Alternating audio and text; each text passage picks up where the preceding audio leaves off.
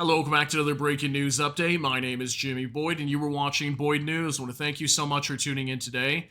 I've got some breaking news coming out from Israel that I need to share with you guys. I've got information on how these pagers inside of Lebanon today were exploding. We've done multiple updates letting you guys know what was going on here today.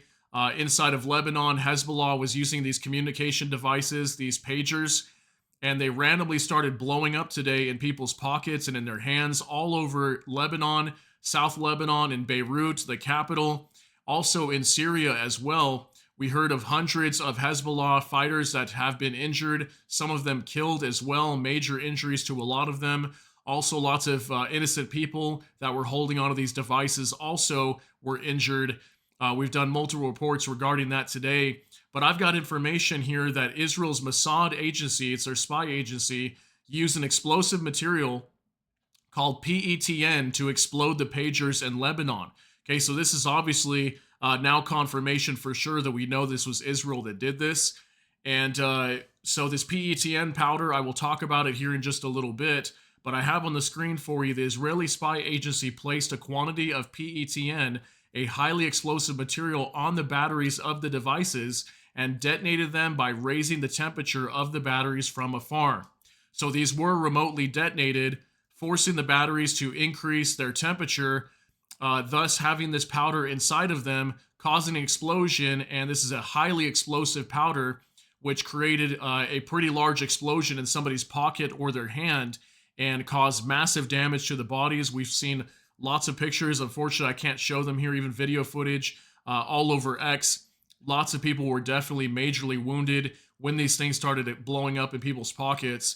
So we're going to go over this some more today. I want to talk more about this explosive powder that was used and dive into this. I've also got a few updates coming out from Lebanon and Israel after these attacks have taken place as well. So let's hop on over here to mainstream news just for a moment. This is on the Times of Israel. Reports Mossad rigged pager batteries with explosives devices were imported 5 months ago. Okay, this just came out today.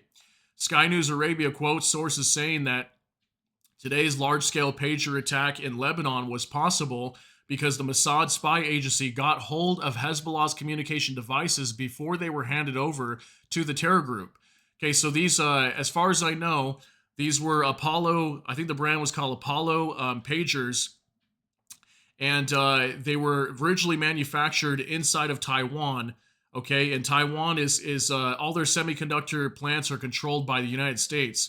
So they were produced in Taiwan, and then Israel's Mossad was able to get a hold of these pagers prior to them being handed over to Hezbollah, and they had sabotaged the batteries, placed this highly explosive powder inside of them, and rigged them to explode whenever they would increase the temperature on the batteries of these devices. So it says right here, the Israeli spy agency placed a quantity of Petn, a highly explosive material, on the batteries of the devices and detonated them by raising the temperature of the batteries from afar, the source says.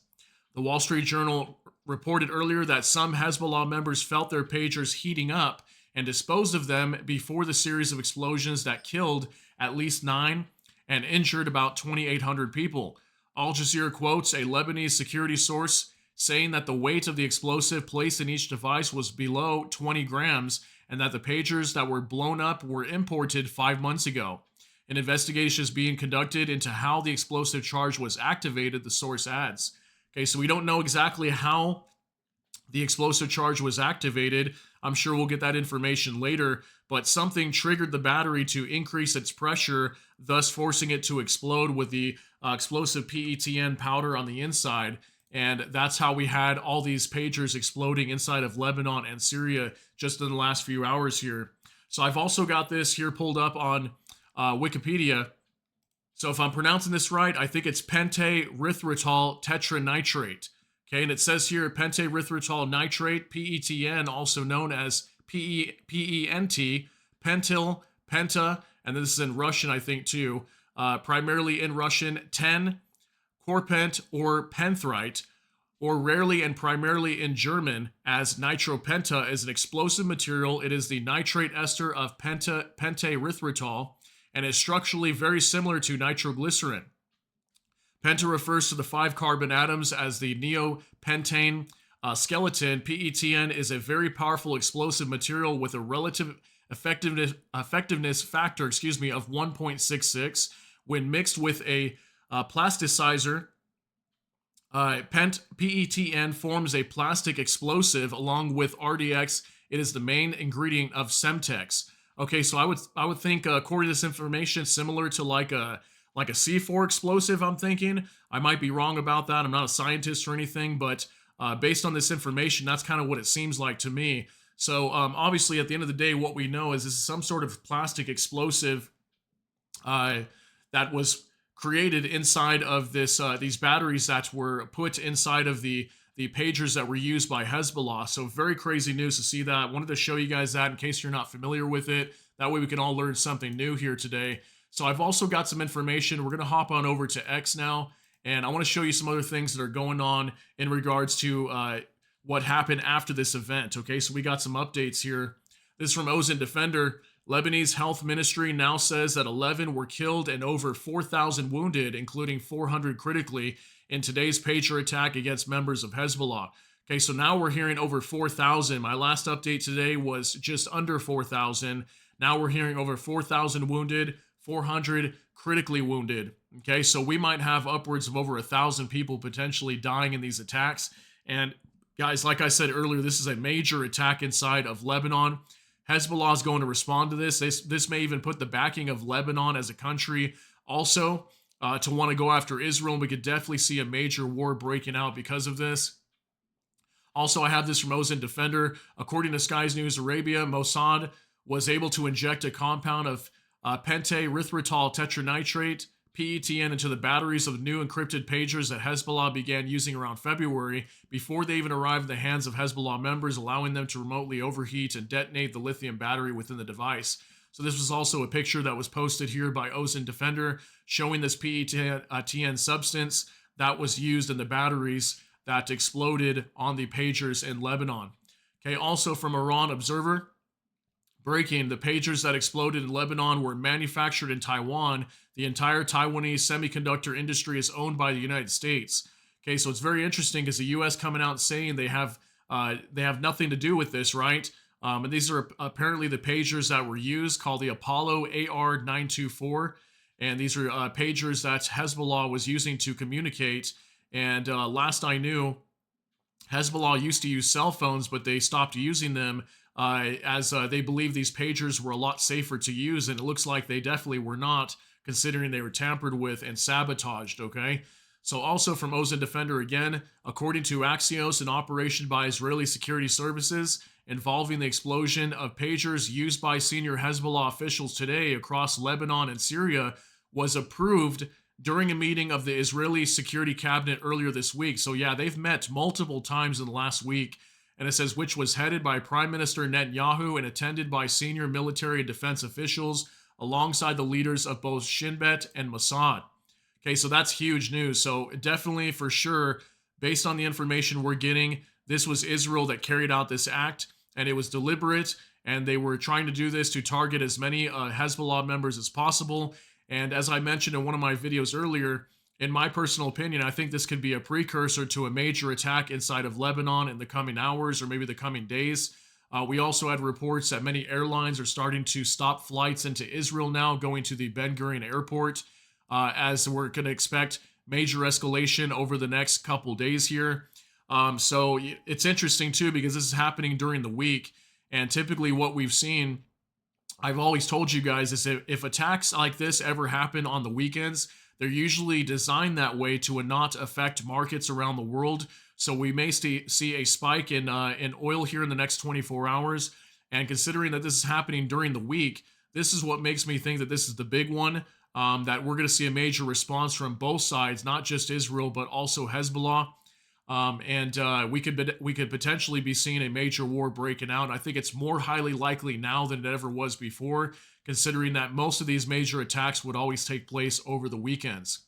Okay, so also, Ozone Defender reports the Saudi news agency Al Hadath is reporting that upwards of 500 members of Hezbollah may have been blinded or suffered serious injuries to their eyes as a result of today's pager attack by Israel. So that's huge, okay? 500 members of Hezbollah basically going to be taken out of the fight, suffering serious injuries to their eyes. as these explosives have caused major damage to their bodies. Okay, so this is absolutely huge news.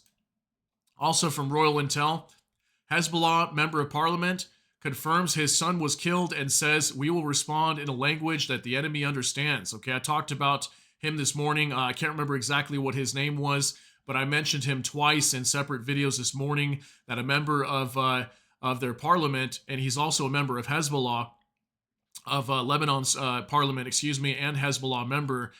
He lost his son, and he's saying that Hezbollah is going to respond in a way that the enemy understands their language. Okay, so it's definitely going to be a big attack, guys. It's definitely coming. Okay. Finally, one last thing. This was just breaking very recently. Okay, from Vicegrad 24, intense Israeli airstrikes against Hezbollah positions in southern Lebanon. So I'm telling you guys, I think what's going to happen here, what we're going to see, and we're starting to see some of this now, was the pager attack was the precursor to the invasion of Lebanon. And I think what will happen next is we will start seeing these major airstrikes happening in their country. And I think this is what's being reported now. And then also, it will be followed up by a major ground operation. And we know that Israel's been preparing for this for weeks now.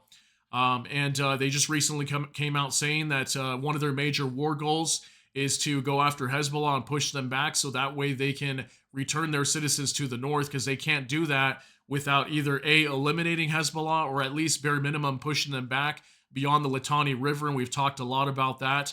It's probably about a good quarter to a third of the way into southern Lebanon where they'd want to push Hezbollah back. So, like I said, guys, I think we're going to see some major action over here, and I'm going to be reporting a lot on Israel over the next probably week.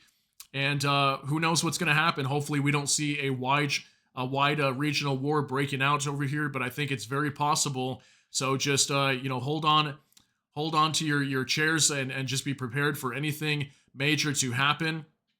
And highly recommend you guys all stay prepared. Have your basic necessities just in case something happens here, because we're also seeing major escalation with Russia right now as well.